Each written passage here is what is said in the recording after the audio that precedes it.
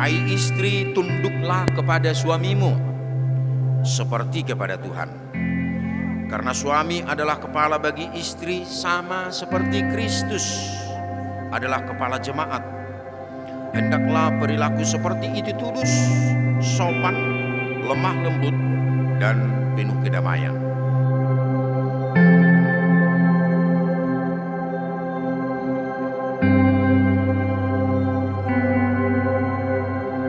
Hendaklah damai sejahtera Kristus memerintah dalam hatimu, karena untuk itulah kamu telah dipanggil menjadi satu tubuh, dan bersyukurlah.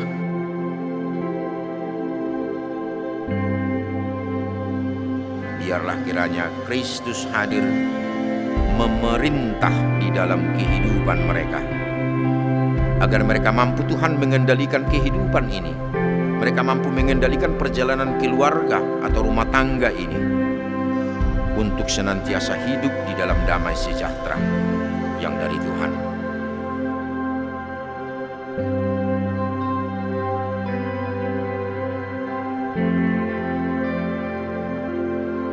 Dan barang siapa mengambil wanita yang meninggalkan suaminya kecuali karena zina, dia berbuat zina juga. Telah dipersatukan oleh Allah, tidak boleh diceraikan oleh manusia.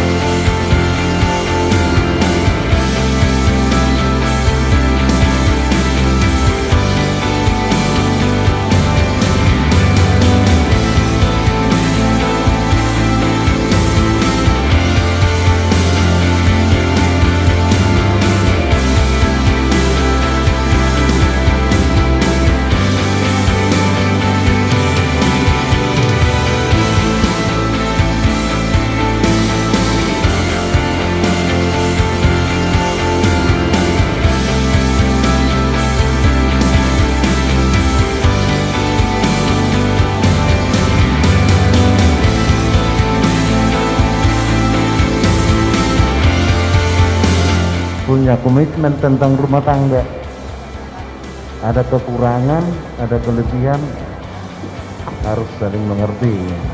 Ya, Bu ya.